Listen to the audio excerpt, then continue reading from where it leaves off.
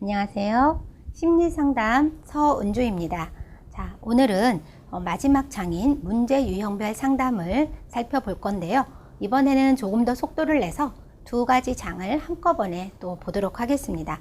성상담과 비행청소년 상담을 연이어서 살펴볼 것인데요. 조금 힘드시겠지만 거의 강의가 막바지에 이르렀으니 조금만 더 힘을 내주시기 부탁드리겠습니다. 자, 그렇다면 성문제 상담부터 먼저 살펴보도록 하겠습니다. 성은 최근 들어서 매우 중요한 이슈로 떠오르고 있고요. 예를 들어서 유아 성폭력이라든지 그런 것들이 심각한 수준에도 이르고 있다라고 할 수 있겠습니다. 따라서 임상심리사 여러분들은 이러한 성에 대한 심리적, 사회적 문제에 대해 폭넓은 시각과 이해를 가지고 있어야 된다라는 그러한 인식에서 출발하시면 좋겠습니다. 성문제로 내담자가 상담 장면에 이제 방문을 하였는데, 만약에 상담자가 어색해하거나 이러한 주제를 다루는 것을 회피하는 모습을 보인다면 상담은 실패로 끝날 가능성이 높다라고 할 수 있겠습니다. 따라서 상담자는 자신의 성에 대한 관념이라든지 태도, 이런 것들을 먼저 점검하고 인식하고 있어야 한다라고 할 수 있겠습니다. 따라서 그러한 관점 때문에 일단 성문제 상담에서는 상담자가 알고 있어야 되는 일반 지침부터 먼저 다루게 되어 있습니다. 첫 번째, 성에 관한 상담자 자신의 인식 부분입니다. 내담자들의 성 문제를 다루기 위해서는 먼저 상담자 자신의 성에 대한 태도를 지각하고 있어야 함을 의미한다. 자신의 성적 만족도, 특정 성행동, 이러한 것들 등을 포함한다라고 할 수 있겠습니다. 두 번째, 개방적인 의사소통입니다. 내담자의 성에 관련된 불안이 더 이상 증가되지 않도록 상담자는 도와야 되겠죠. 그 불안을 감소시킬 수 있을 만큼 충분히 상담자가 생각과 언어들을 주고받는 데 있어서 융통성을 가지고 있어야 된다라는 것입니다. 융통성을 가지고 내담자와 이런 성문제를 얘기할 수 있어야 된다. 세 번째, 내담자는 성 지식에 무지하다라는 가정도 필요하다라는 것입니다. 특히 청소년 내담자 같은 경우에는요, 비상식적인 그러한 자기들끼리 주고받는 얘기들이 널리 알려져 있고, 또 청소년들은 그런 부분을 호기심만 가지고 있고 잘 모르다 보니 그것들을 너무 쉽게 받아들이는 경향이 있다. 따라서 그들이 성 지식에 대해서는 올바르고 기본적인 지식을 가지고 있지 않다라는 가정에서 상담에 들어가는 것이 좋다라고 할 수 있겠습니다. 네 번째, 상담자 또한 성지식이 갖추고 있어야 된다라는 것입니다. 상담자는 인간의 성에 관한 올바르고 기본적인 지식을 가지고 내담자에게 유익하게 방향으로 도움을 주어야 한다라는 것입니다. 따라서 남성과 여성의 성기관의 해부학적 구조 및 또 성반응의 차이, 피임법 매우 중요하겠죠. 청소년들에게 이러한 성문제로 온 친구들에게 이러한 것도 중요하고요. 또 여러 형태의 성행위들, 그런 것들에 대한 구체적인 내용들을 포함된다라고 할 수 있겠습니다. 예를 들어서 이 성지식 같은 경우에 아까 몸의 반응 같은 거 언급이 됐었는데요.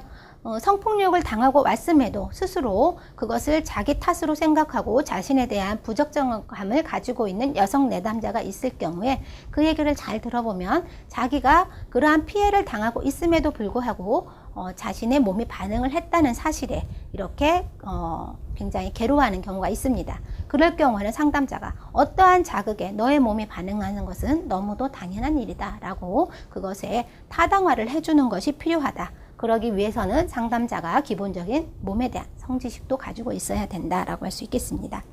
다섯 번째, 전문가에게 의뢰입니다.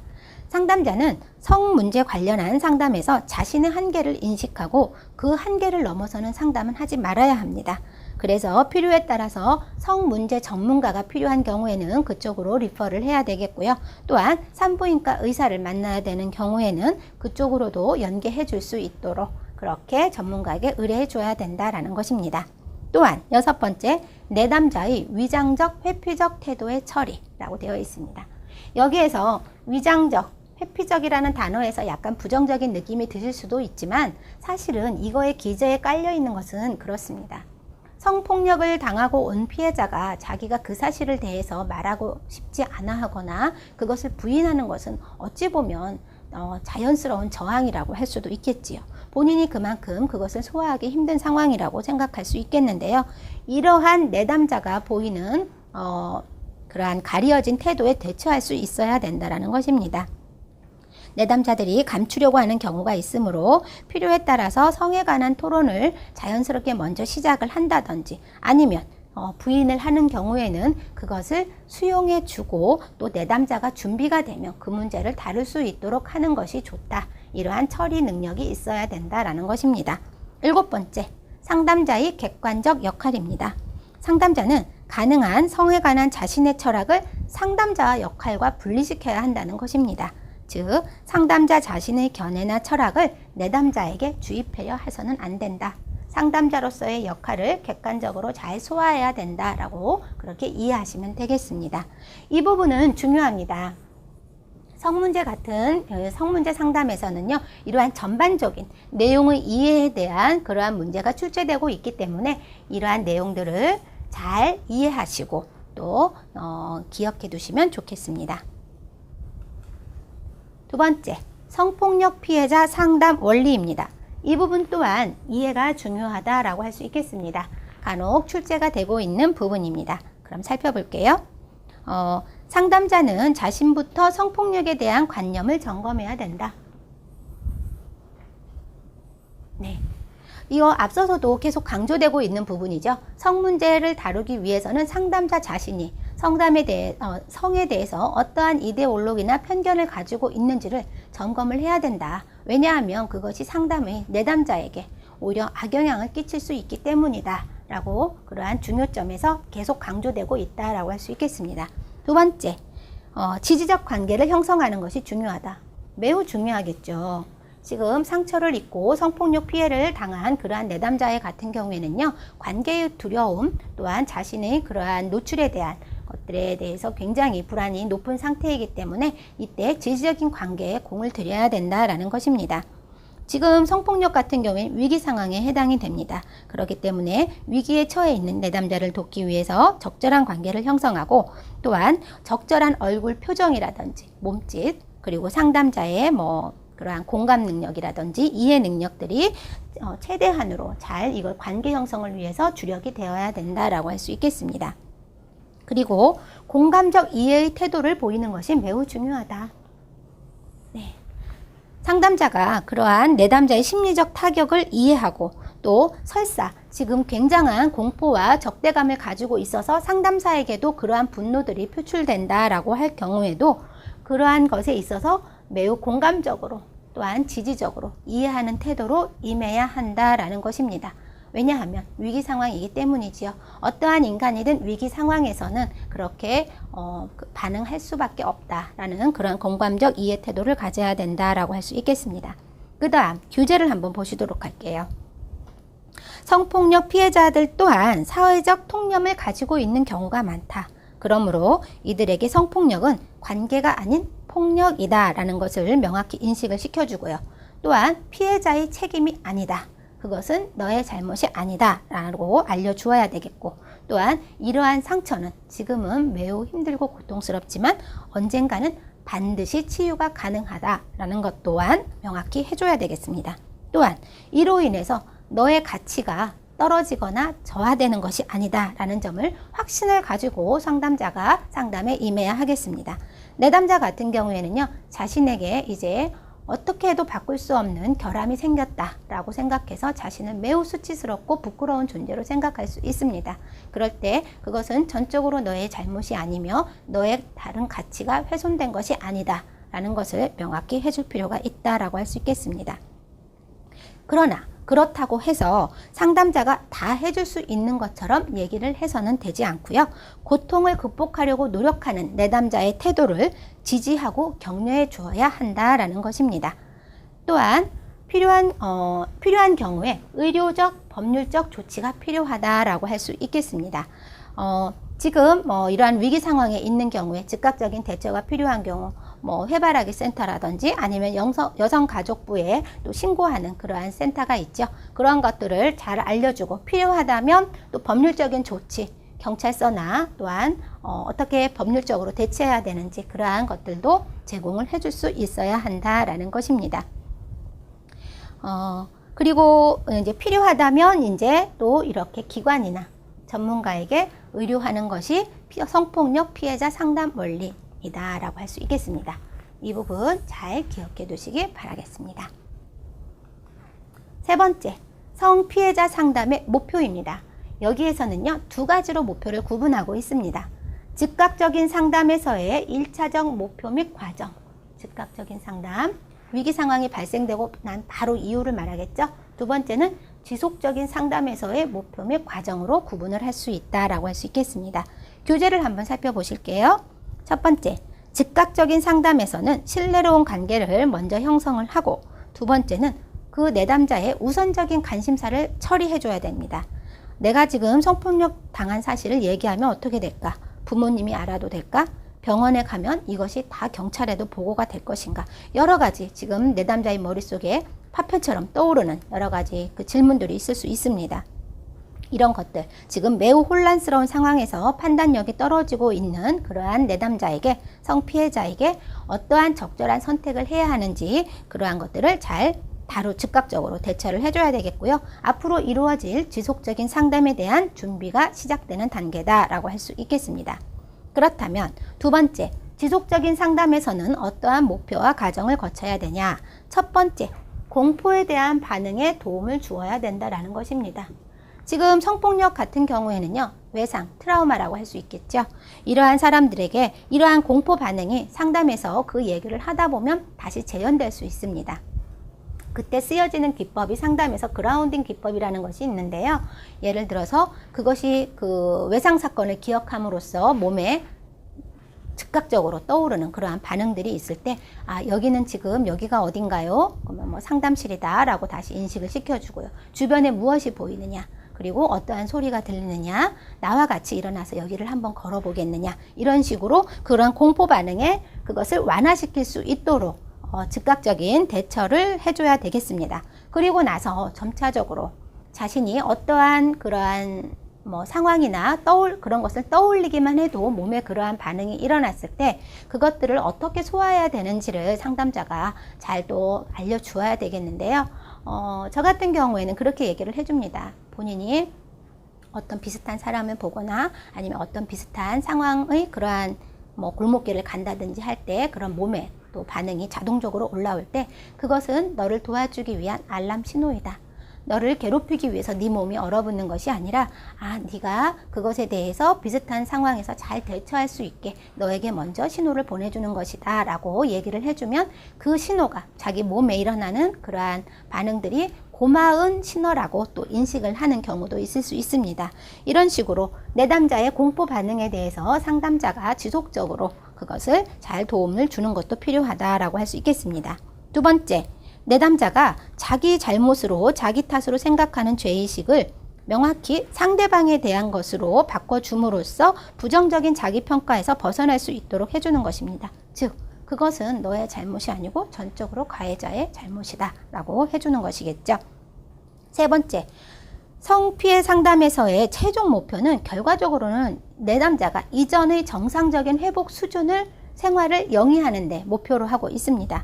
피해자가 입은 공포스러운 사건에 대해서 올바르고 현실적인 관점을 갖게 함으로써 정상 생활로 다시 복귀할 수 있도록 해주는 것이다 라고 그렇게 보시면 되겠습니다.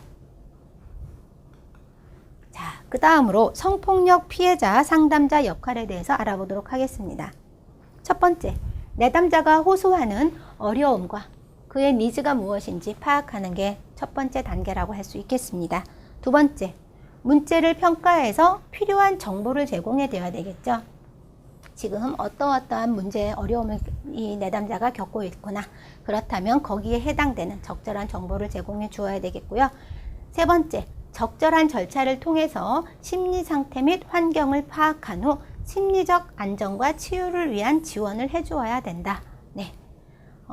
그리고 네 번째, 일상으로 다시 복귀할 수 있는 회복적인 삶을 지원해주고, 그리고 이 모든 것들을 통틀어서 가장 무엇보다 중요한 것은 상담자의 역할로서는 이 부분이라고 할 수 있겠죠.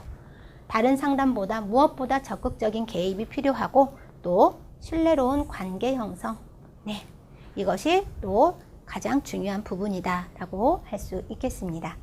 네, 다음으로 넘어갈게요. 자, 그렇다면 이제 심리상담의 단계에서 이루어지는 유의사항에 대해서 살펴보도록 하겠습니다. 크게 상담의 과정, 초기, 중기, 종결 단계로 우리가 한번 살펴보도록 할 텐데요. 이 부분 중요합니다.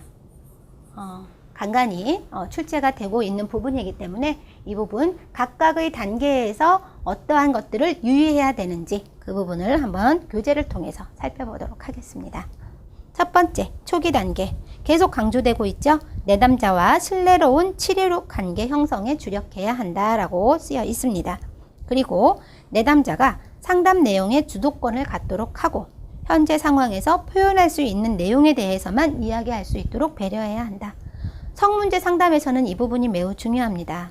내담자가 이야기를 스스로 펼쳐나갈 수 있도록 해줘야 되고요. 본인이 준비된 만큼 또 그렇게 오픈할 수 있도록 해줘야 되고, 상담자가 단순한 호기심이라든지 이런 것들로 질문을 많이 해서 내담자가 움츠려들거나 또 다른 상처를 받지 않도록 주의해야 된다 할 수 있겠습니다. 그리고 내담자의 비언어적인 표현에 주의를 기울이며 그에 대해 적절히 반응해야 한다라고 할 수 있겠습니다. 내담자가 표현하지 못하고 있는 정서들이 있을 수 있죠. 압도된 감정들에 의해서 표현되지 못하는 것들이 몸에서는 그것이 드러날 수 있습니다. 그러한 것들에 주의를 잘 기울이고 그것에 대하여 적절히 반응을 해줘서 본인의 정서도 깨달아 갈 수 있도록 도와주어야 하겠습니다. 또한 성폭력 피해로 인한 신체적 합병증의 여부를 파악해야 합니다. 네, 이 부분도 중요하죠. 그런 것들이 초기 단계에서 이루어져야 되고요. 내담자가 성폭력 피해에 문제가 없다고 부인을 하면 앞서서 말씀드린 것처럼 일단 수용해 줘야 된다. 그리고 필요하다면, 네가 원한다면 언제든지 상담을 할 수 있다 라고 그렇게 알려주어야 한다. 이것이 초기 단계에서 이루어지는 그러한 내용이다 라고 할 수 있겠습니다. 그렇다면 이제 중기 단계를 한번 살펴볼게요. 내담자가 성폭력 피해에 대해서 부인하더라도 일단 상담 관계가 형성된 후에는 문제에 조심스럽게 접근을 해야 합니다. 그리고 내담자가 그러한 사실을 이야기하는 것에 대한 두려움을 가질 수 있는 것을 충분히 이해하고 내담자로 하여금 억압된 감정을 표출하도록 도와준다. 또한 내담자가 느끼는 수치심이나 죄책감은 전적으로 가해자의 것이다. 그것을 확신시켜 주는 것입니다. 매우 중요하겠죠? 그리고 질문은 간결한 질문에서부터, 그리고 쉬운 질문에서부터 점차 난이도가 있는 질문으로 그렇게 높여가야 하겠습니다. 또한 내담자가 가지고 있을 수 있는 죄의식을 수정하도록 돕고 자기 존중감을 가질 수 있도록 도와야 하겠습니다. 마지막으로 종결 단계입니다. 성폭력 피해 상담 같은 경우에는요, 내담자의 의존도가 높은 편입니다. 그렇기 때문에 특히 종결할 때 매우 유의해야 되는데요. 내담자가 버림받은 느낌이나 상실감을 느끼지 않도록 사전에 체계적으로 내담자와 합의해서 종결 계획을 세워가야 되겠고요. 그러기 위해서 상담 기간이라든지 간격을 점차적으로 늘려가는 것이 필요하다. 또한 다른 상담과 마찬가지로 상담의 성과를 나누고 정서 행동상의 변화에서 좋은 점은 강화를 시켜주고 아쉬움 또한 이야기한다. 예. 그리고 종결에 따른 이별 감정 나누고 필요하다면 언제든지 상담이 또 이루어질 수 있다라고 그렇게 얘기를 해주는 것이 중요하다라고 할 수 있겠습니다. 네, 여기까지 성상담 알아보았고요. 그 다음 비행청소년 상담 들어가도록 하겠습니다. 비행청소년 상담 같은 경우에는요, 청소년 비행에 대한 이해에 대한 학자들마다의 여러 가지 견해가 있을 수 있습니다. 총 6가지의 이론을 교재에 실었고요. 이것에 대한 이해, 내용에 대한 숙지가 필요하다라고 할 수 있겠습니다. 비행청소년 상담에서는요, 주로 이 부분에 대한 문제가 출제가 되고 있다라고 생각하시면 되겠습니다. 첫 번째, 와이너의 비행 분류. 와이너는 어떻게 비행을 그렇게 정의하였는지 우리가 한번 살펴보도록 하겠습니다. 첫 번째, 사회적 비행. 심리적인 문제 없이 그냥 또래나 집단 문화에 동조하기 위해서 이와 같이 비행을 저지르는 경우, 네, 그냥 단순하죠. 친구나 또래들하고 어울리고 싶어서, 동조하고 싶어서 그렇게 하는 것이고요. 이게 문제가 되는 이유는요, 자기들이 속한 집단에서는 그것이 잘 어울리는 수단이 되니 비교적 적응적일 수 있지만 그러한 방식들이 부적절하고 매우 파괴적인 경우에는 결과적으로는 그것이 문제가 되는 행동 양식이 되기 때문에 사회적 비행이다라고 보고 있습니다. 두 번째, 심리적 비행이 있다. 크게 사회적 비행과 심리적 비행이 있는데 심리적인 비행은 또 세 가지로 구분이 된다라고 그렇게 와이너는 규정하고 있습니다. 성격적 그리고 신경증적, 정신병적 비행으로 심리적 비행을 구분하고 있는데요. 한번 볼게요. 성격적 비행은요, 반사회적인 성격 구조, 또 자기 통제 능력의 부재, 충동성, 또 타인 무시와 같은 행위가 문제로 나타나는 경우이다. 즉, 성격적인 문제가 있는 거죠. 반사회적인. 이러한 문제들을 가지고 하는데 이것은 어떠한 것에서 기인하느냐. 어린 시절 부적절한 양육 방식으로 인해서 청소년들이 타인에 대한 공감 능력이 떨어지거나 아니면 또 그릇된 훈육 방식을 통해서 자기 안에 분노감이라든지 자기 조절, 통제가 안 되는 그러한 성격이 형성되어져서 이루어지는 것을 성격적 비행이다라고 하고 있습니다. 그렇다면 신경증적 비행은 무엇이냐면요. 타인으로부터 자신의 욕구를 충족시킬 수 없을 때 자신의 욕구를 표현하기 위해 우발적으로 하는 비행이다. 자신의 욕구를 표현하기 위해 우발적으로 하는 비행. 어찌 보면 약간 히스테릭한 반응이다라고 그렇게 이해를 하셔도 좋을 것 같은데요. 결과적으로 이것은 타인으로부터 인정과 조력을 받고 싶은 것이 핵심 욕구입니다. 그런데 그것이 자꾸 좌절되니까 그것을 우발적으로 표현을 하는 것이다 라고 보시면 되겠고요.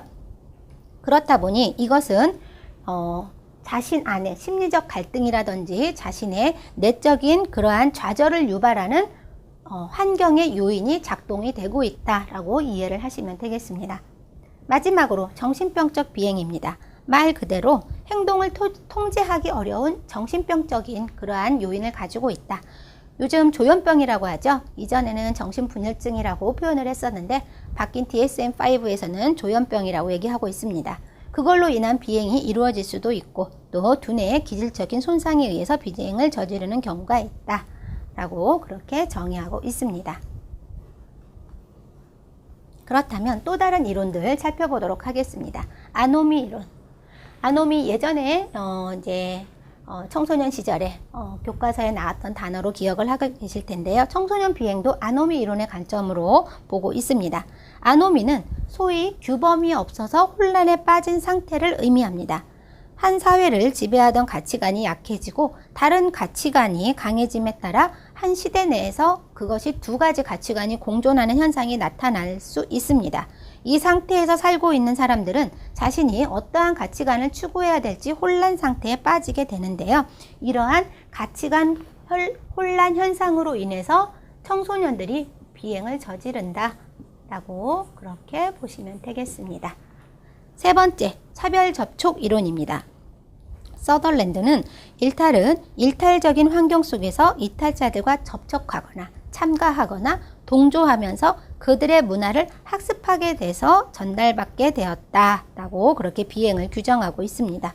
즉, 일탈적인 환경에 계속 접촉함으로써 비행을 저지른다라고 그렇게 보시면 되겠습니다. 네 번째, 중화이론입니다. 마차가 주장한 이론인데요. 청소년은 비행 과정에서 자신의 부적절한 행위를 보편적으로 나쁜 행위로 인정은 하면서도 특수한 어떠한 경우에는 나쁘지 않다고 합리화한다. 즉, 사회적인 규범이나 전통을 중화시킨다. 합리화, 중화, 비슷한 의미라고 생각하시면 되겠습니다. 어떠한 특수한 경우에는 내가 하는 이 행동이 나쁜 행동이 아니다 라고 중화를 시킨다는 것이지요.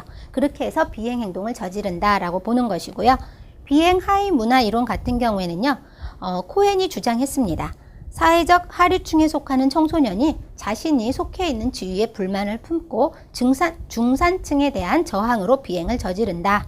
따라서 그들은 자신들만의 하위 문화를 추구하고 이 과정에서 기존의 규범에 대항하는 일탈 행위를 저지른다.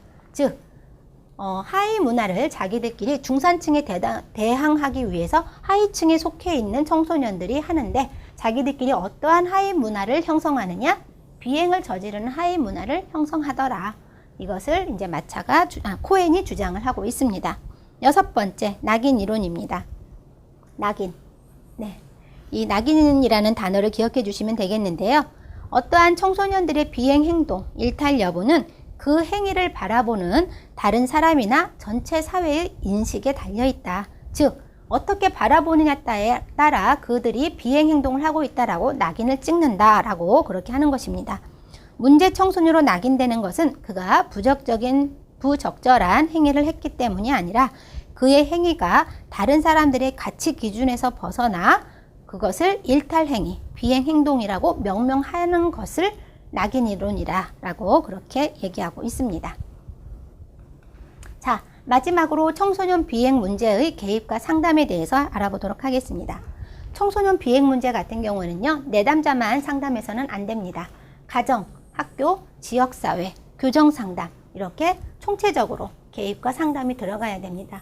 이 부분에 대한 전반적인 이해 또한 출제가 되고 있으니 여러분들께서는 잘 숙지해 주시기 바랍니다. 첫 번째 가정입니다.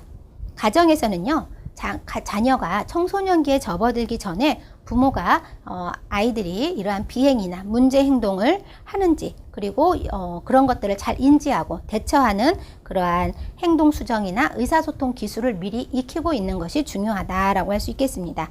따라서 상담자는 가정에서 필요하다면 부모 교육을 실시해 주어야 합니다.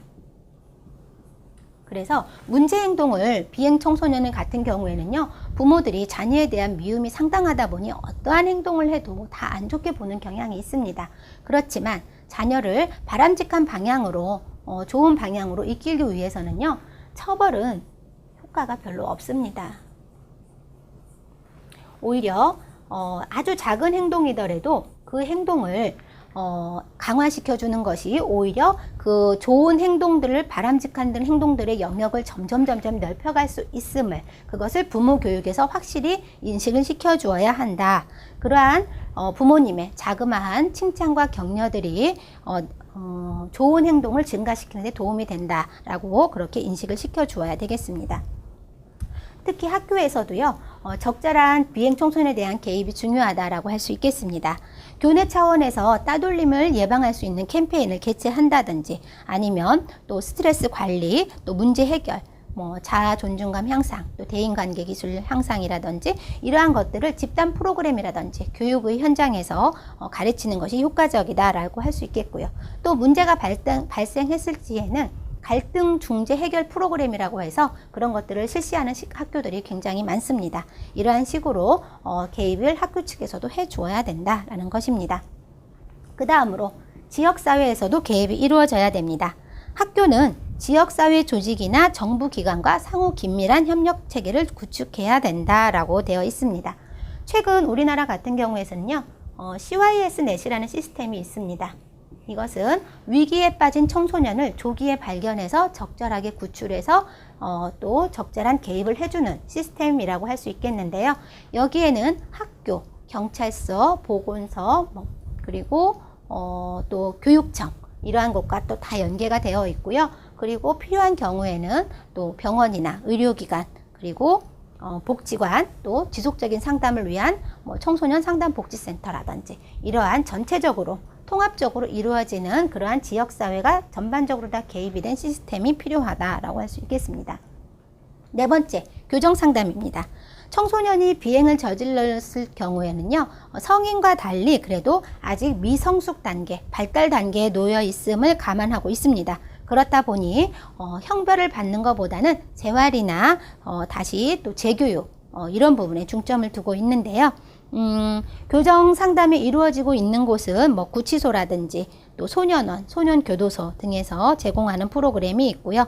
또 그것과 연계돼서 또 청소년 상담복지센터에서도 이러한 교정 상담이 법원에서 의뢰된 경우 실시되고 있습니다. 그런 경우에는 이런 교정기관과 또 그 상담기관에서 긴밀한 협조를 통해서 통합적으로 청소년의 비행 문제를 관리하고 감독하고 상담하는 것이 필요하다라고 할 수 있겠습니다. 네, 오늘은 이렇게 두 가지 상담을 1시간 안에 더 같이 살펴보았는데요. 수고 많으셨습니다. 그럼 또 다음 강에서 만나 뵙도록 하겠습니다.